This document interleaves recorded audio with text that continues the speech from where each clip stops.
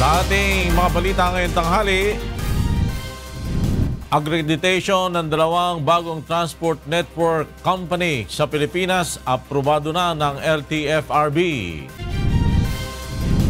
2 pesos per minute travel time rate na singil sa pamasahe ng Grab inilihim sa mga pasahero.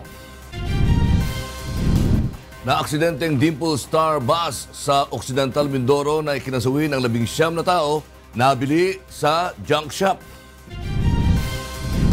Pangulong Rodrigo Duterte inaming ipinag-utos ang investigasyon laban sa Australianong madre na si Patricia Fox, ngunit itinangging ipinaaresto niya ito. Dating AFP Chief of Staff General Guerrero itinilaga ni Pangulong Duterte bilang Marina Administrator. At babaeng piloto na nailapag ang isang passenger plane na sumabog ang isang engine, itinuturing na bayani.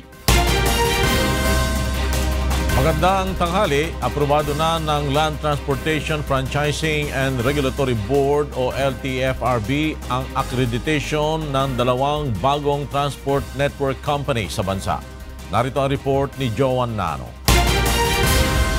Pinayagan na ng Land Transportation Franchising and Regulatory Board na makapag-operate sa bansa ang pinakabagong transport network company player na Hype.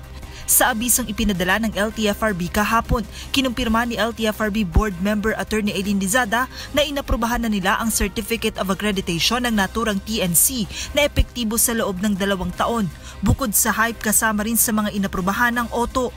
Tiniyak naman ng pamunuan ng Otto na mas magiging mura ang singil nila sa pasahe kumpara sa ibang TNC dahil Pilipino umano ang siyang bumuo at nagkonsepto ng kanilang sistema. Of course, the rates that we submitted with the LTFRB are definitely lower than the rates being imposed by Grab. And for one, we're a Filipino corporation. We don't need to remit or to sustain foreign entities. Samantala, aprobado na rin ng LTFRB ang accreditation ng ride-hailing service na Hirna. Subalit hindi tulad ng pangkaraniwang mga TNC na mga pribadong sasakyan ang ginagamit. Ang mga taxi naman ang siyang kapartner ng Hirna. Nais umano ng Hirna na mapaganda ang imahe at serbisyo ng mga taxi, kaya't ito ang naisip nilang konsepto. At di tulad ng ibang TNC na may booking fee, tanging ang halaga na papatak lamang sa metro ng taxi ang kinakailangang bayaran ng mga pasahero. Wala tayong charge na booking fee. So it's zero booking fee. So whatever is in the meter is what you pay. So unlike other ride-hailing apps, may booking fee na, anywhere from 15, 20 to even 40, 50 pesos. May surge pa. May surge pa yung booking fee. Ang pagpasok ng mga bagong TNC ay kasunod ng nangyaring merging ng Uber at Grab upang masigurong hindi magkakaroon ng monopolyo sa serbisyo ng mga TNVS sa bansa. Joan Nano, UNTV News and Rescue, Quezon City. Inamin kahapon ng Grab Philippines na hindi nito ipinaalam sa mga pasahero ang 2 peso per minute travel time rate na patong sa pasahe bago ito ipinatupad. Narito ang report ni Asher Cadapan Jr. The riders were not, there was no comps to the riders. Inside the app, in the information card, we've updated that.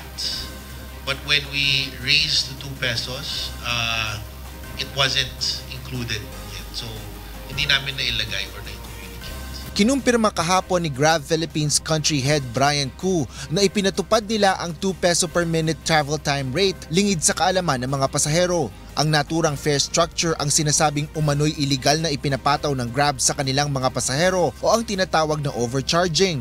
Una nang kinwestiyon at binatikos ni PBA Party List Representative Jericho Nograles ang naturang sistema na ayon sa LTFRB ay hindi rin naipaalam sa kanila. Subalit muling nilinaw ng Grab na lehitimo ang sistema at naaayon sa Department Order ng LTFRB ang kanilang fare structure. Grab would like to set the record straight. We are not charging any illegal fares.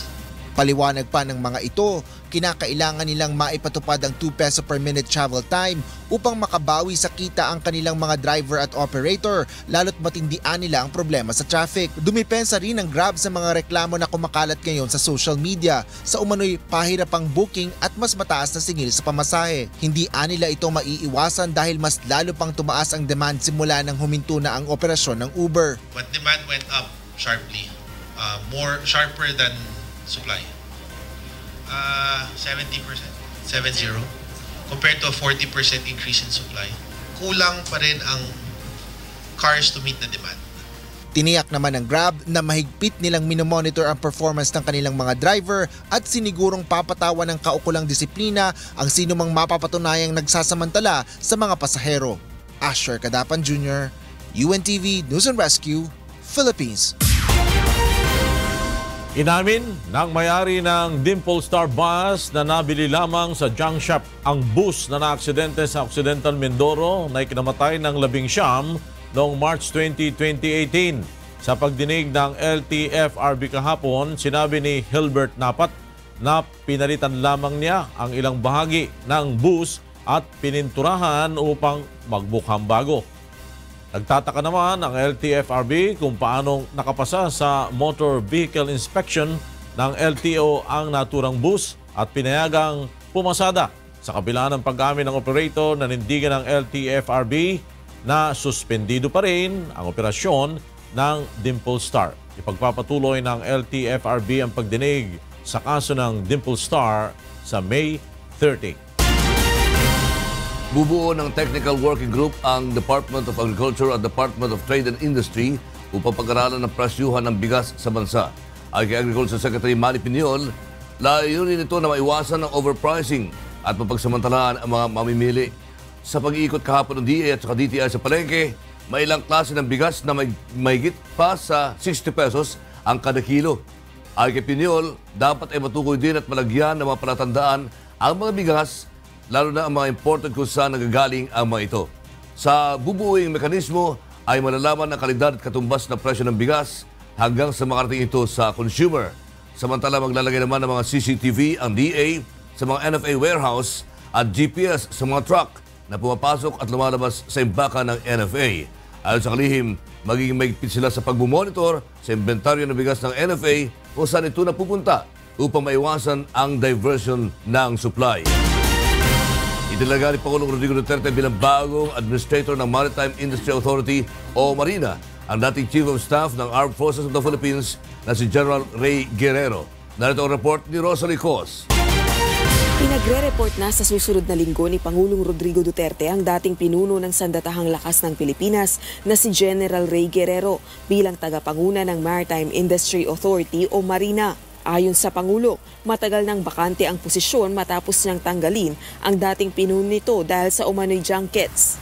Former Chief of Staff, General Ray Leonardo Guerrero, alam mo sir,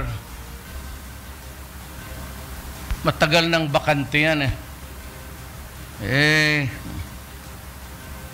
had to extend your services because of what was ongoing war in Mindanao, specifically yung Marawi.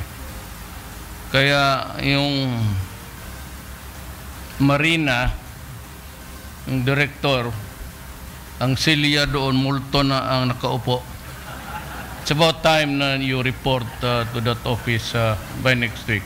Maganda umano ang record ng naging pamumuno ng general sa AFP dahil sa mataas na bilang ng mga napasukong rebeldeng New People's Army. From less than 800 prior to his assumption, the number of surrenderies rose to more than 5,000 during his tour of duty. Congratulations, sir.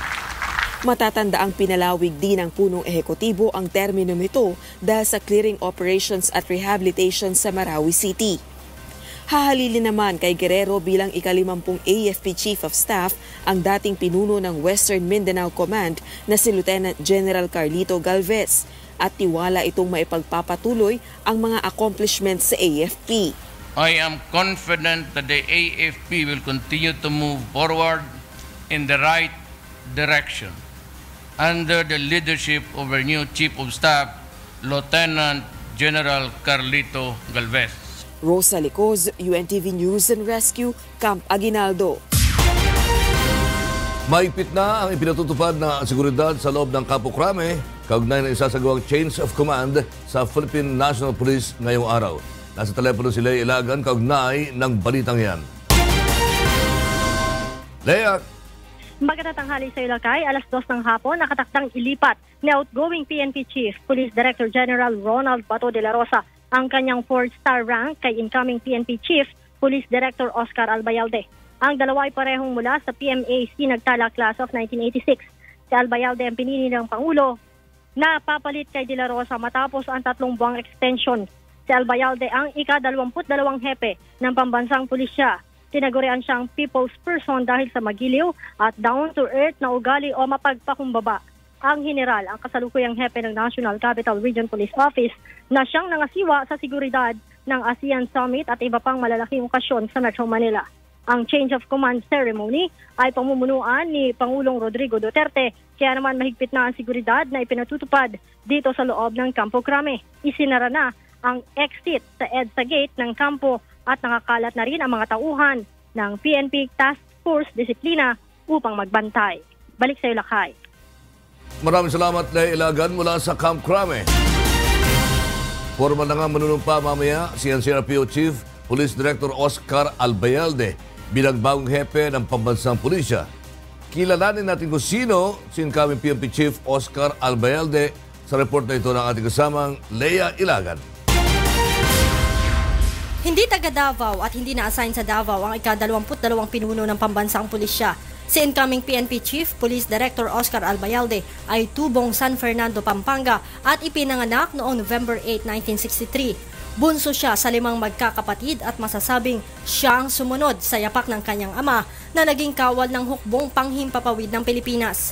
Ang kanyang ama na si Ginoong Fidel Albayalde ay dating sergeant ng Philippine Air Force subalit na mayapa na noong 1984. Habang housewife naman ang kanyang ina na si Ginang Consolacion Albayalde.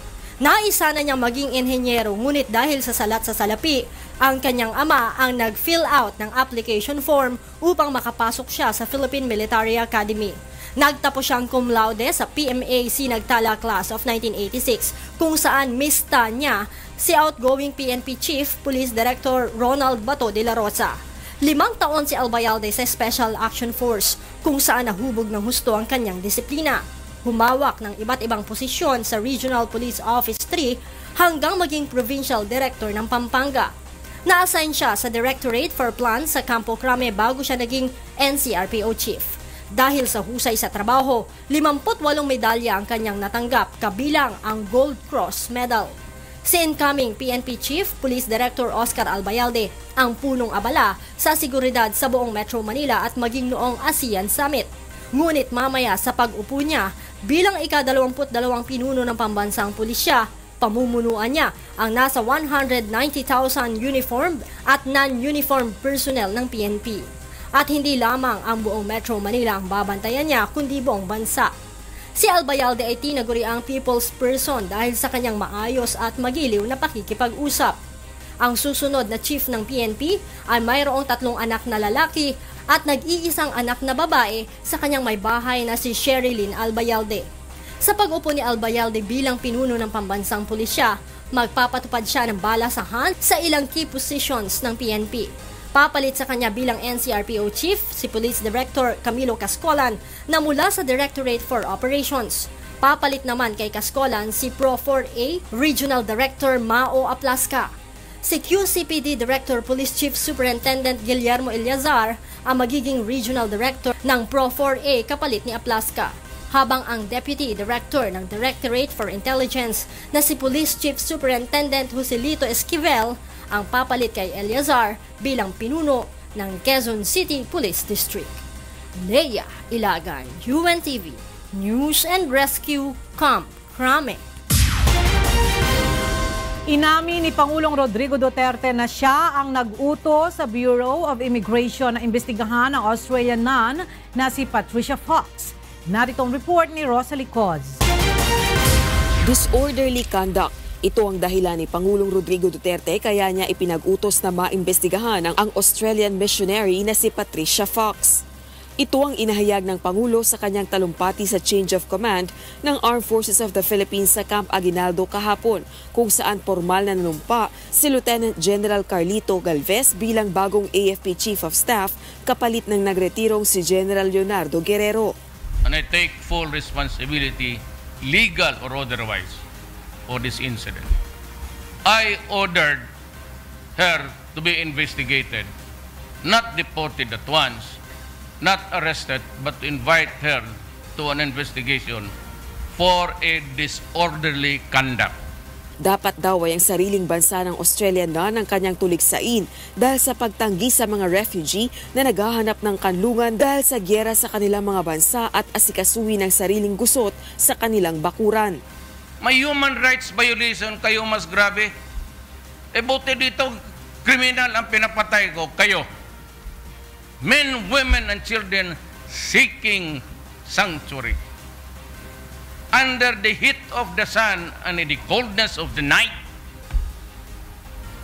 you drove them back to where they came from, and you know that they were also being rejected from the country which they were trying to flee. Stick to your own religion and try to correct the abuses within your organization. To address homosexuality and malpractices and adulterous priests. Iginiit din ni Pangulong Duterte na mula ngayon ay siya na ang magpapasya kung sinong dayuhan ang papasok at lalabas ng bansa. You want to question that? You go to court and I will follow. But until then, you do not mess up with the sovereignty of this country. Rosa Licoz, UNTV News and Rescue, Camp Aguinaldo. Kinagigiliwan ng netizens ang Facebook quiz na naglalabas ng kunwaring mensahe ni Pangulong Rodrigo Duterte sa FB users. Narito ang report ni Leslie Longbowen. Sa milyon-milyong Pilipino, bawat isa ay may hinaing at tiyak na may nais sabihin sa Pangulo ng Bansa. Pero paano kung isang araw, ikaw mismo ang makatanggap ng personal na mensahe mula kay President Rodrigo Duterte? Kinaaliwan ngayon sa Facebook ang isang quiz app kung saan tila ba katchat ng Facebook user si President Digong. Tulad ni Angeli, na imbitado ni Mr. President na magpalamig sa Malacanang ngayong tag-init. Goodbye sweat sa lakas ng aircon. Si Shen naman, feeling special dahil ang kanyang birthday, gagawing holiday ni Pangulo. Wag ka, double pay pa ang mga may pasok sa trabaho. Isang sikretong malupit naman ang sinabi ni Mr. President kay Adrian. Atin-atin lang, siya nga pala ang magiging leader ng Davao Guapo Squad. Iba! Samantala, mag-ingat naman kayong paiyakin si Jason. Aba, death penalty ang katapat nyo. Oh no! At nabalitaan nyo na ba kung sino ang magiging bagong ambassador ng Pinas sa UN? Mapapasabak sa Englishan si Madam Charnel. Nosebleed. Nakatutuwa man ang mga ganitong app, pinapayuhan pa rin ang netizens na mag-ingat sa mga pinipindot sa Facebook. Una nang nagbabala patungkol dito ang National Privacy Commission o NPC, lalo na't halos lahat ng app sa FB ay humihingi ng pahintulot upang magamit at ma-access ang impormasyon ng users. Nahaharap ngayon sa kontrobersya ang Facebook dahil sa nangyaring data breach kung saan ang ginamit ding paraan ay isang personality quiz app. Nangyayari is kinukuha talaga ng isang app developer yan. Now, kung ano yung gawin nila with that, dapat alam mo rin na you have to be vigilant din kung kanino ka nagbibigay ng consent. O ayan, wala namang masamang mag-enjoy mga ka-FB. Just remember, always think before you click. Leslie Longbowen, UNTV News and Rescue, Philippines. Susunod! Kaanak ng OFW na pinainom ng bleach pupunta sa Saudi Arabia ngayong linggo. Commission on Elections pabor sa panukala na pagsumitihin ng resume ang mga kakandidato sa barangay at SK elections. Ilang K-12 graduates nahihirapang makahanap ng trabaho. Bibisitahin ng mga kaanak ang OFW na pinainom ng bleach sa Saudi Arabia. Nasa telepono si Grace Casin para sa detalye ng ulat. Grace! Namang araw ngayong linggo ay dilipad papunta sa Saudi Arabia ang nanay at kapatid ni Agnes Mansilla, ang OFW na pinainom ng bleach ng kanyang amo. Sa kabila lang nakalabas na sa Intensive Care Unit o ICU si Mansilla, nais pa ring personal na makita ng kanyang mga kaanak ang kasalukuyan nitong sitwasyon matapos ang pagmamaltratong sinapit sa kanyang amo. Ayon kay OFW Party List Representative John Bertis, binigyang prioridad ng Department of Foreign Affairs ang pagproseso sa pasaporte ng mga ito at ngayong araw ay maaari na nila itong makuha. Kapag nakakuha na rin ng visa, ang mga ito ay maaari silang manatili ng hanggang 1 buwan sa Saudi Arabia. Ayon kay Bertis, ngayon ay may abogado na si Mansilla na nag-aasikaso ng kanyang kaso habang nasa kustudiya na ng pulis ang employer nito. Flor? Maraming salamat sa iyo, Grace Casin. Nagulat mula sa Quezon City. Pabor ang Commission on Elections o COMELEC sa panukala ng isang election watchdog na pagsumitihin ng resume ang mga kakandidato sa barangay at sangguniang kabataan elections. Narito ang report ni Aiko Miguel. Mas makakapili ng mga karapat-dapat na mamuno ang mga botante kapag kasama sa ipinasa ng mga kumakandidato ang kanilang mga biodata or resume. Kaya naman isinusulong ng election watchdog na National Citizens Movement for Free Elections o NAMFREL na isama ito sa mga requirements ng mga nais tumakbo sa barangay at sangguniang kabataan elections. Sang-ayon naman dito ang Commission on Elections. Ngunit paliwanag ng poll body, wala pang regulasyon kaugnay dito. Kaya kung nais ng mga kandidato ay maaari nila itong gawing voluntaryo. It's optional. I don't know that it will be elevated to the level of a mandatory requirement. Samantala, simula April 14 hanggang April 17, tinatayang mahigit 300,000 ang nakapagsumite na ng Certificates of Candidacy sa buong bansa. Halos 80,000 lang dito ang mga kabataan na sasabak sa sangguniang kabataan elections. 18,000 dito ang nais kumandidato bilang SK chairman at mahigit 60,000 ang nais maging SK kagawad. Kaya naman nananawagan ang National Youth Commission sa mga kabataan na may edad 18 hanggang 24 na taong gulang na humabol sa pagsusumite ng kandidatura. We need to enjoin the Filipino youth to participate and take advantage of this SK reform. So we want to change our country. Let's start it with the barangay, with the SK. Ayon sa COMELEC, mahalaga ang partisipasyon ng mga kabataan, lalo na't binubuo ng 20.6 million ang youth voters sa bansa. Iginiit naman ng COMELEC na hanggang April 20 na lamang ang filing ng COC at hindi na ito palalawigin pa ng COMELEC and Bank. Aiko Miguel, UNTV News and Rescue, Manila. Sa iba pang mga balita, umaasa pa rin ang mga labor group na malalagdaan ni Pangulong Duterte ang Executive Order versus Contractualisasyon bago ang May 1. With Alliance Employers Confederation of the Philippines, posible magkaroon ng exodus ng mga manufacturer kapag ito ay natuloy. Narito ang report ni Leslie Longbowen. Nababahala ang samahan ng mga employers sa Pilipinas sa maaaring maging resulta kung matutuloy ang paglalabas ng Malacanang ng Executive Order kontra kontraktualisasyon. Ayon kay Donald D., Chairman ng Employer Confederation of the Philippines, maaaring maghanap ng ibang bansa ang mga manufacturer upang mapaglipatan ng kanilang mga negosyo. If we continue or if we listen to this out of this world proposal of labor, what we will see is also an exodus of our manufacturing industry. Kasi ang gagawin lang naman, hindi naman kami magsasara eh. What we will do is instead of working in the Philippines, we'll work in one of the ASEAN countries. You cannot do that. Are you going to close the whole BPO industry? Are you going to close all of these construction companies? Pagtiyak ni D, hindi naman lahat ng kanilang mga empleyado ay nananatiling kontraktual at may ire-regularize pa rin sila.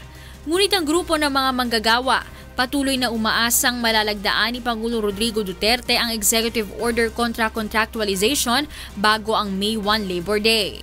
Sa ngayon, 3 draft ng EO ang pinag-aaralan ng Malacanang. Ito ay ang mga bersyon ng grupo ng mga negosyante, bersyon ng mga manggagawa at ang mismong bersyon ng DOLE.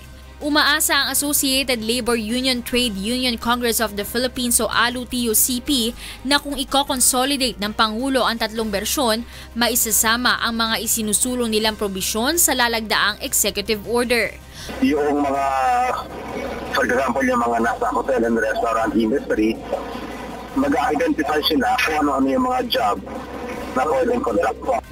Kung ano yung mga job na hindi pwedeng contractual. Una nang sinabi ng mga labor group na sa magiging desisyon ng Pangulo sa EO, nakadepende ang kanilang magiging activity para sa Labor Day. Leslie Lomboan, UNTV News and Rescue, Philippines. Hirap makahanap ng trabaho ang ilang K-12 graduates.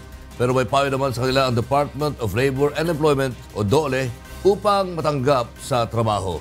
Narito ang report ni Mon Hocson.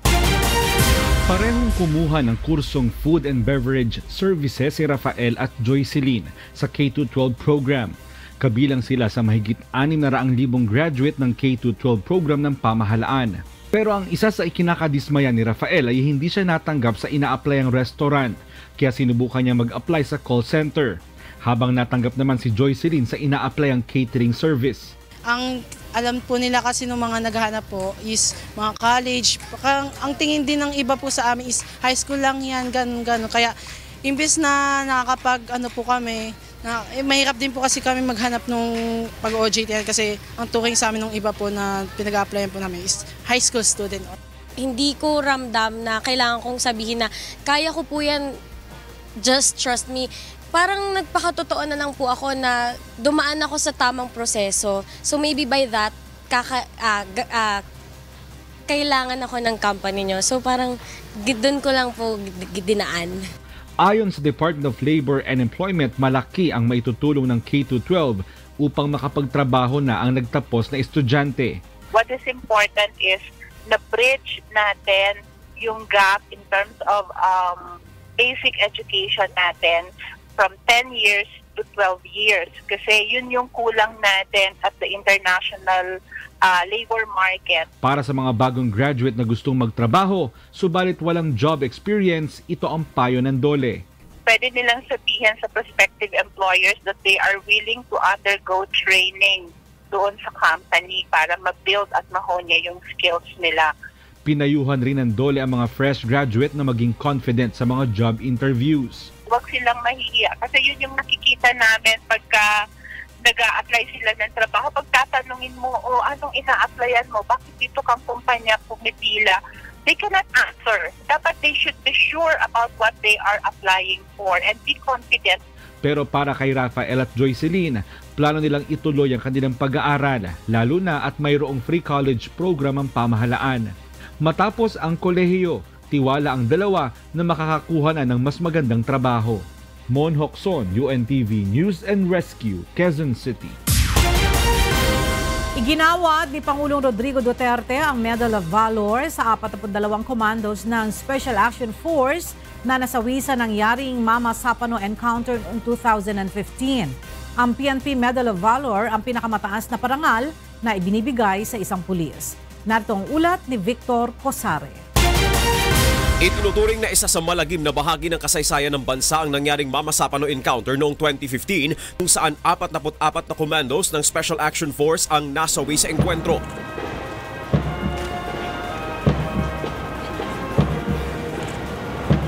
Makalipas ang 3 taon, iginawad sa 42 pulis na napatay sa bakbakan ang Medal of Valor.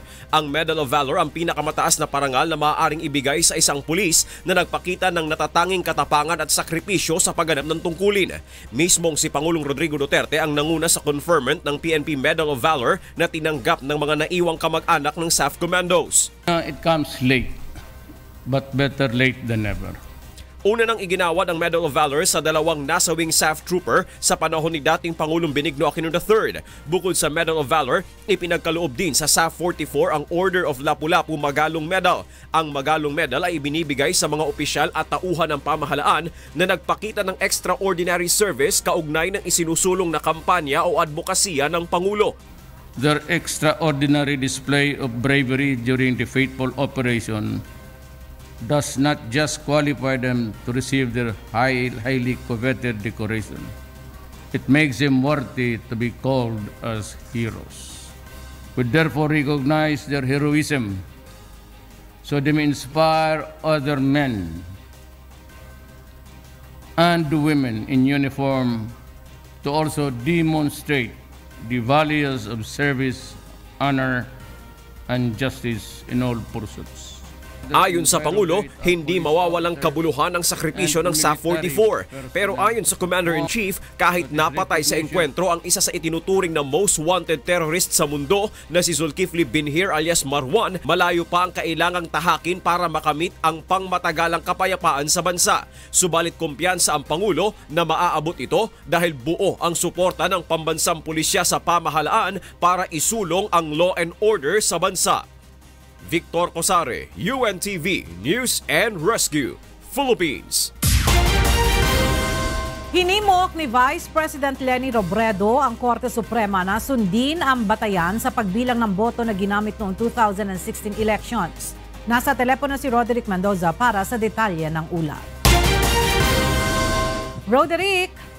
Yes, Ella, naghain na nga ng motion for reconsideration si Vice President Leni Robredo sa inilabas na resolusyon ng Korte Suprema ukol sa pamantayan sa pagbilang ng boto kaugnay ng nagpapatuloy na pilot recount. Sa kanyang motion for reconsideration, iginit ni Robredo na dapat sundin ng SC na tumatayong Presidential Electoral Tribunal ang batayang ginamit noong 2016 elections. Paliwanag ni Robredo, 25% ang threshold na itinakda ng COMELEC para bilangin ng vote counting machine o VCM ang isang boto.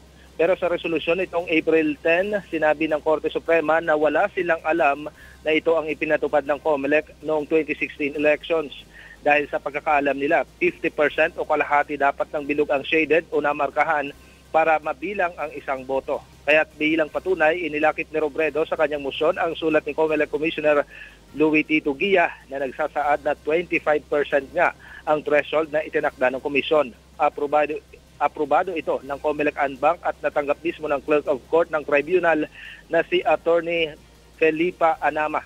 Hinihiling ngayon ni Robredo sa PAT na agarang baguhin ang resolusyon at atasan ang kanilang mga revisor na bilangin ang boto na 25% lamang ang shaded o namarkahan. Aminado si Robredo na may nabawas na sa kanyang boto dahil sa inilabas na resolusyon ng PAT.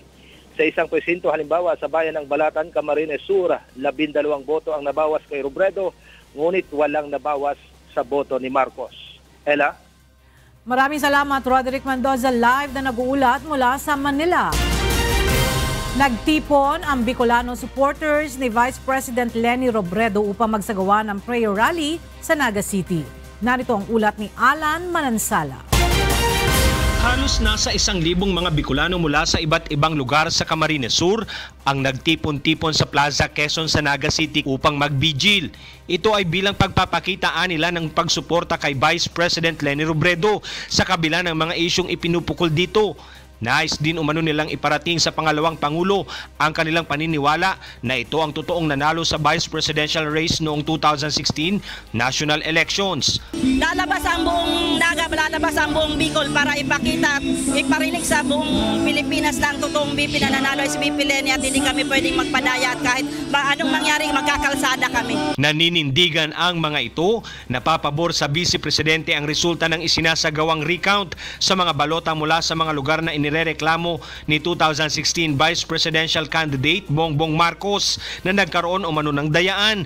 Patuloy umano silang magsasagawa ng pagtitipon at prayer rally hanggang matapos ang recount. Saro po ang Naga City Youth Officials, malinawon po sa muyan na ang VP po si VP Leni yung iba, kung ano man po naging resulta ng eleksyon, arami pong malinig, inagi po siya sa tamang proseso. And we want to fight for our democracy. We want to protect ang freedom natin and our voice, especially the youth. Gagawa talaga, natagawa sila ng para na balisilin dahil sa kanilang sariling interes para sa mataas na posisyon. Plano ng mga supporters ni VP Leni na manghihikayat pa ng maraming Bicolanong mag-iingay at makikipaglaban sa kanilang kampanya upang ipakita ang pagmamalasakit kay VP Robredo. Alan Manansala, UNTV News and Rescue, Camarines Sur. Good afternoon. Here are the top stories from around the globe. 3 men burst into Nigeria's Senate on Wednesday and snatched the legislature's ceremonial mace. In a statement, the chairman of Senate Committee on Media and Public Affairs accused a lawmaker who had been suspended, Ovi Omoagege, of leading the man to steal the mace. The man entered the chamber, picked up the mace, and left with it in less than 2 minutes. Decisions taken in the Senate cannot be approved without the mace and ornamental staff, which symbolizes the authority of Nigeria's legislature. 16 people, including 6 police officers, were killed in 2 shootouts in the Mexican resort city of Zihuatanejo on Tuesday. According to a spokesperson for the state of Guerrero Security Forces, 10 individuals who were part of a group of criminals were killed in an initial shootout with police and army soldiers. Guerrero, located along Mexico's southwestern Pacific coast, is one of the country's most violence-plagued states. A Southwest Airlines pilot is being hailed as a hero after she made an emergency landing in Philadelphia on Tuesday when one of the jet's engines apparently exploded. Marie Peñaranda has the story. Pilot Tammy Jo Schultz has been hailed a hero as she remained calm and safely brought down Flight 1380, which was heading from New York's LaGuardia Airport to Dallas after the Boeing 737-700 began experiencing severe engine issues. Delta 1380, you're descending right now? Yes, sir. We're single engine descending, have a fire number 1. Yeah, we have a part of the aircraft missing, so we're going to need to slow down a bit.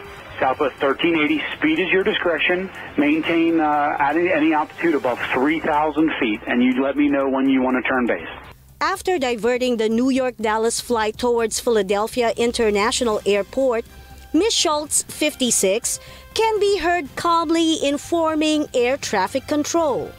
Okay, could you have the medical meet us there on the runway as well? We've got injured passengers. Injured passengers, okay, and is your airplane physically on fire? No, it's not on fire, but part of it's missing. They said there was a hole and someone went out. About a minute later, Ms. Schultz executes a successful emergency landing, and the 5-minute audio ends with her politely thanking air traffic control. Thank you. We're going to stop right here by the fire truck. Thanks, guys, for the help. Although one woman identified as Jennifer Riordan died during the incident after one of the aircraft's windows was blown out by a piece of the failed engine, Schultz's quick thinking and a calm demeanor are being credited with preventing additional fatalities. Schultz was among the first ever female pilots to serve in the U.S. Navy. She served in the Navy for 10 years, reaching the rank of Navy Lieutenant Commander before meeting her husband, who was also a Navy pilot at the time. She eventually transitioned to training military pilots before leaving the Navy and becoming a commercial pilot. A cause has yet to be determined, but officials said an early review of the incident found evidence of metal fatigue, where a fan blade had broken off, according to the U.S. National Transportation Safety Board. Marie Peñaranda, UNTV News and Rescue, USA. Those are the stories from around the globe. I'm Darlene Basingan. Good afternoon. Susunod, buntis na nabangga na motorsiklo sa Cagayan de Oro City, tinulungan ng UNTV News and Rescue. Bakbakang Manny Pacquiao at Lucas Martin Matisse sa Hulyo sa Kuala Lumpur, Malaysia, tuloy na. At Wishful 5, nagsimula ng mag-recording para sa kanilang kauna-unahang album.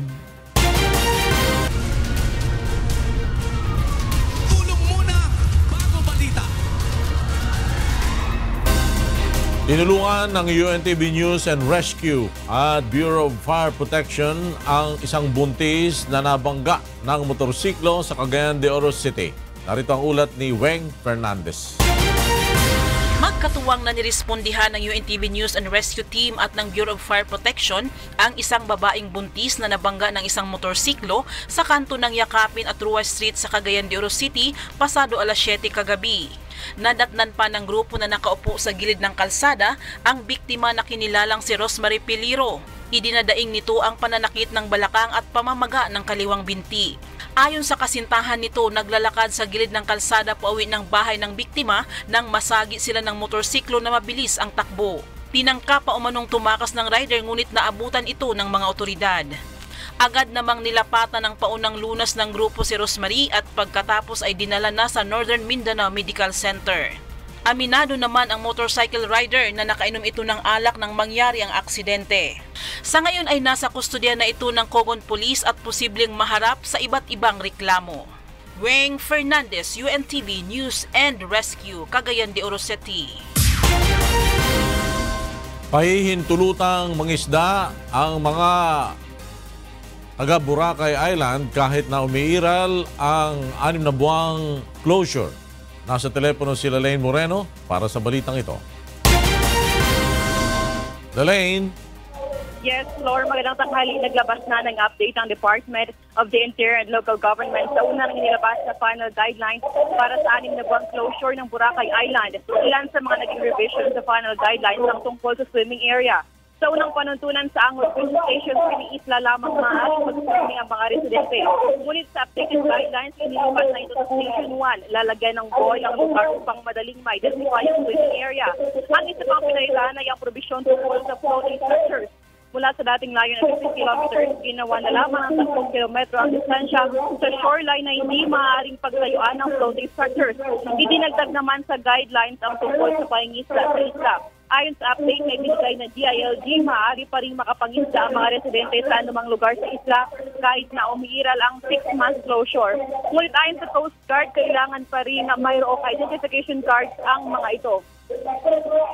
Pwede mangisda as long na taga Boracay sila. Kasi ang gobyerno naman, hindi naman pahirapan yung tao sa Boracay. Lord, sa ngayon, isang rally ang kasalukuyan isinasagawa ng mga miyembro ng Ayang Boracay Coalition Fact-Finding Team. Kasama din dito ang Aklan Electric Cooperative Incorporated at Aklan Philippine Bikers. Ito ay pagpapakita nila ng tutol sa pagpapatupad ng Boracay closure sa loob ng 6 na buwan. Balik sa iyo, Flor. Maraming salamat sa iyo, Lalaine Moreno, nagulat mula sa Boracay. May paugto na rito ang mga balita na ating tinututukan sa iba't ibang panig ng bansa. Nanatiling maganda ang kalagayan ng nasa 300 poultry farm sa Nueva Ecija sa kabila ng nararanasang sobrang init ng panahon. Narito ang report ni Danny Munar. Naitala noong nakaraang linggo sa lungsod ng Cabanatuan City, Nueva Ecija, ang pinakamataas na heat index sa buong bansa na umabot sa 50 degrees Celsius. Bunsod neto, nangangamba ang ilang mga livestock growers at buyers na baka magkaroon ng epekto ito sa kalusugan ng kanilang mga alagang hayop, lalo na sa poultry industry. Oras na mangyari ito, posible na lalo pang tumaas ang presyo ng manok sa pamilihan. Subalit ayon kay Nueva Ecija Provincial Veterinary Office Head Dr. June Romero, wala pa namang dapat ipangamba ang mga mamimili dahil nananatili pa ring maganda ang kalagayan ng nasa 300 poultry farm sa buong lalawigan. Dito sa Nueva Ecija, hindi siguro to. Tsaka hindi pa naman talaga ganun kainit ng panay kasi pagdating ng gabi medyo maganda ang klima. Kaya walang report na naapektuhan. Ayon pa kay Romero, 60% ng mga poultry farm sa buong lalawigan ay air-conditioned. Pinabulaanan din nito ang napapabalitang kaya tumaas ang bentahan ng mga manok sa merkado ay dahil huminto sa pag-aalaga ng mga manok ang mga poultry growers dahil sa nararanasang init ng panahon. Yung sinasabi nila maraming huminto, siguro yung huminto na yun, either na sila ang nagpipinance, na wala silang makunan ng feeds o kaya nasisiw. Pero back to normal lang ngayon ang sisiw At saka maganda ang presyuhan ngayon. Yun nga lang, sinasabing tumataas. Isa ako na lang yun sa middleman. Samantala sa bayan ng Jaén, tumaas ang bentahan ng buhay na manok ng 5 piso. Ayon sa mga vendor, pangkaraniwan na ito sa mga buwan ng Abril at Mayo dahil na rin sa sari-saring okasyong isinasagawa kagaya ng kasalan at binyagan. 5 piso din na sa poultry. Nagtataas ng presyo. Nagpaalala rin na Provincial Veterinary Office sa mga livestock growers sa lalawigan na isilong ang kanilang mga alagang hayop sa kasagsagan ng init ng panahon at painumin ng maraming tubig upang hindi ma-dehydrate ang mga ito. Danny Munar, UNTV News and Rescue, Nueva Ecija. Samantala, hinihikaya ng Department of Health ang mga magulang na pabakunahan ng kanilang mga anak sa isasagawang door-to-door measles immunization sa Caraga Region. Nasa telepono si Raymond Octubre kaugnay ng balitang yan. Mayong uto, Raymond. Yes, Prima, isip aksyon sa posibleng mahitabong measles outbreak sa Region 13. Nakatak ng magpahigayon og door-to-door measles immunization ang Department of Health Caraga tugod sa ikaduhang simana sa Mayo. Prima, lakip sa mga hatagan sa tulo ka pieces nga bakuna kansang ang mga bata nga nagpahindaron og 6 ka bulan hangtod 5 anyos. Sumala sa DOH Caraga, bisan dili kini 100% nga makahatag og proteksyon sa mga bata, kini gihapon ang pinakamaayong pamaagi aron makunhuran ang global death tungod sa tigdas. So ang purpose nato ani is para pag-interrupt sa measles transmission nato sa nabala na nato nga aduna kitay measles confirmed cases sa Caraga. So mao ni siya ang activities or mga pamaagi. Prima, dugang sa ahensya ang bakuna kontra tigdas kansang luwas kini epektibo o rekomendado sa World Health Organization. 55 nga kaso sa tigdas ang nalatid sa rehiyon sukad niadtong January 1 hangtod April 7. 17 niini gikan sa Surigao del Sur, 15 usab ang nalatid sa Tandag City ug 7 niini gikan sa Butuan City. 38% sa tanang kaso wala pa nabakunahan kontra tigdas. We have enough vaccine for the MRSA. So that's why next week, so April 24 to May 2, so this is our preparation, orientation to all provinces and cities for our health workers. Ang tigdas kansang makatakod pinaagi sa droplets of the nose, mouth and throat of an affected person na kung pasagdan lang, pwede kining mamahimong hinungdan sa pagkabuta, pneumonia o usahay musangpot pa sa pagkamatay sa bata. Prima, sabtang panawagan sa DOH Caraga sa publiko nga makiglabigitay sa inganing pamaagi o advokasya kontra tigdas. Balik sa imong, Prima. Daghang salamat, Raymond Octubre, nag-uulat mula sa Butuan City. At yan ang ating mga balitang from D. Ako si Prima Salonga Gloria. Magandang tanghali. Tuloy na ang laban ni World Boxing Champ Manny Pacquiao at ang tinaguriang The Machine ng Argentina na si Lucas Martin Matisse sa July 15 sa Kuala Lumpur, Malaysia. Narito ang report ni Nel Maribuhok. Dumating sa bansa ang 35-year-old Argentinian world welterweight titleist na si Lucas Martin Matisse upang formal na tanggapin ang hamon ni World 8 Division Champion Manny Pacquiao. Kahapon nagharap ang dalawa sa Parañaque City upang i-anunsyo ang tinaguriang Fight of Champions na magaganap sa Axiata Arena sa Kuala Lumpur, Malaysia sa July 15. Nagpahayag kapwa ng determinasyon ng dalawa na mamamayani sa epic battle na ito. Sí, seguramente. Sure. You know, Manny's won so many titles. He's done so much in boxing. I've only won one title. And I'm not going to give it up. I'll die for it if I have to. No sé que él es un gran peleador. To prove this coming July 15 that Manny Pacquiao is not done yet in boxing. Ang batang Argentinian boxer ay may 39-4 win-loss na kartada. 36 sa kanyang panalo ay via knockouts, kaya naman tinagurian siyang La Machina o The Machine. Samantalang ang Filipino sports icon na si Pacquiao ay may ring record na 59-7-2, 38 ay knockouts.